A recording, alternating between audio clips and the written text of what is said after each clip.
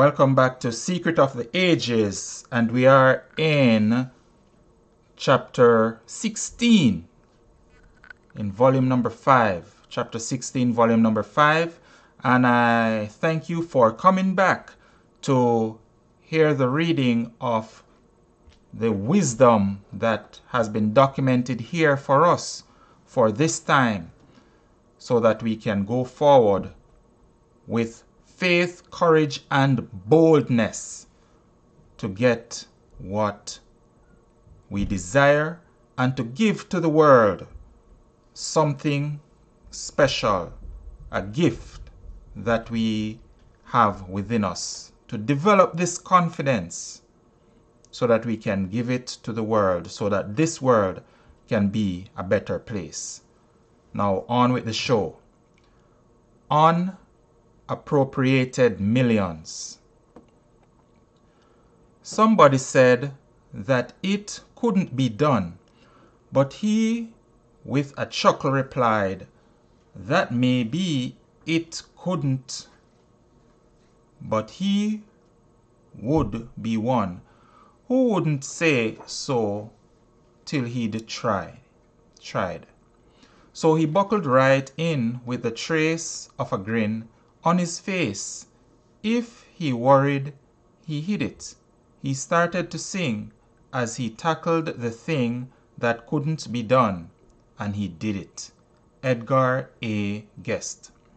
The main difference between the mind of today and that of our great-great-grandfathers was that in their day conditions were comparatively static, whereas today they are dynamic.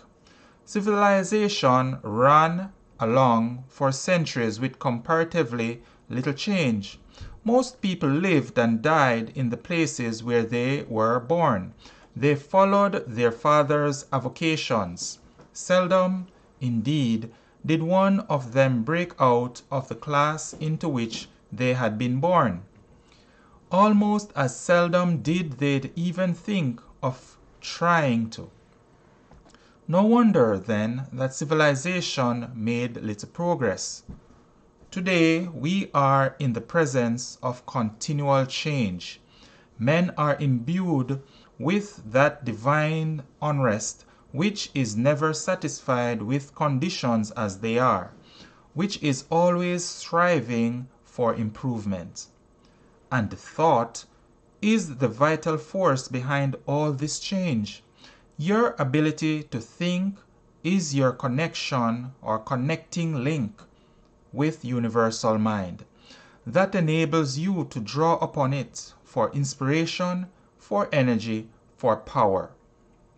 Mind is the energy in static form. Thought is the energy in dynamic form. And because life is dynamic, not static, because it is ever moving forward, not standing still, your success or failure depends entirely upon the quality of your thought. For thought is creative energy. It brings into being the things that you think. Think the things you would see manifested. See them, believe them, and you can leave it to your subconscious mind to bring them into being.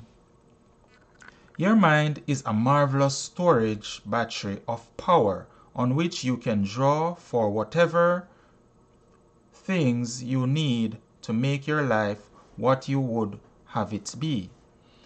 It has within it all power, all resource, all energy, but you are the one that must use it. All that power is static unless you make it dynamic. In the moment of creative thinking, your conscious mind becomes a creator. It partakes of the power of universal mind, and there is nothing static about one who shares that all power. The resistless life energy within him pushes him on to new growth, new aspirations.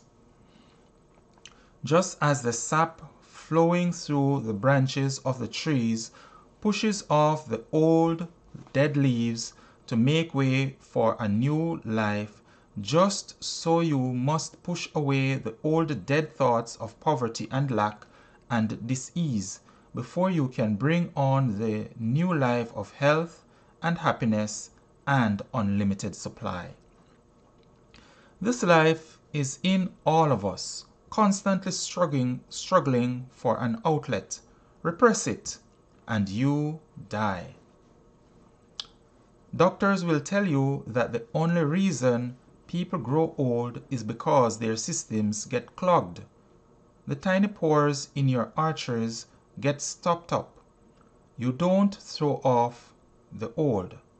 You don't struggle hard enough. And the result is you fall an easy victim to failure and sickness and death. Remember the story of Sinbad the sailor and the old man of the sea. The old man's weight was as nothing when Sinbad first took him on his shoulders, but he clung there and clung there, slowly but surely sapping Sinbad's strength, and he would finally be killed, and he would finally have killed him as he had killed so many others if Sinbad, by calling to his aid all his mental as well as his physical resources, had not succeeded to shaking him off.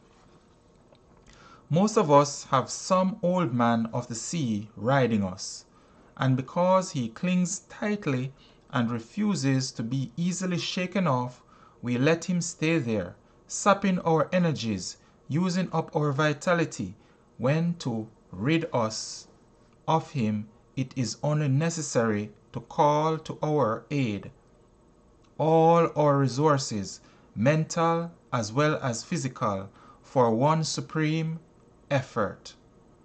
When a storm arises, the hardy mariner doesn't turn off steam and drift helplessly before the wind. That might be the easy way, but that way the danger lies. He turns on more steam and fights against the gale, and so should you. There is a something within you that thrives on difficulties. You prize that more which costs an effort to win. You need to blaze new trails, to encounter unusual hardships in order to reach your hidden mental resources, just as the athlete needs to exert himself to the utmost to reach his second wind.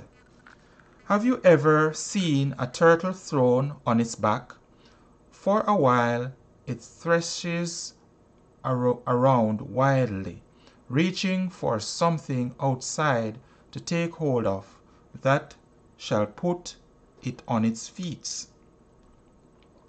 Just as we humans always look for help outside ourselves first, but presently he draws all his forces within his shell, rests a bit to regain his strength, and then throws his whole force to one side, legs, head, tail, and all, and over he goes.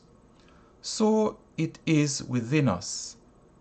When we realize that the power to meet any emergency is within ourselves, when we stop looking outside for help and intelligently call upon mind in our need, we shall find that we are tapping infinite resource. We shall find that we have but to center all those resources on the one thing we want most, to get anything from life that it has.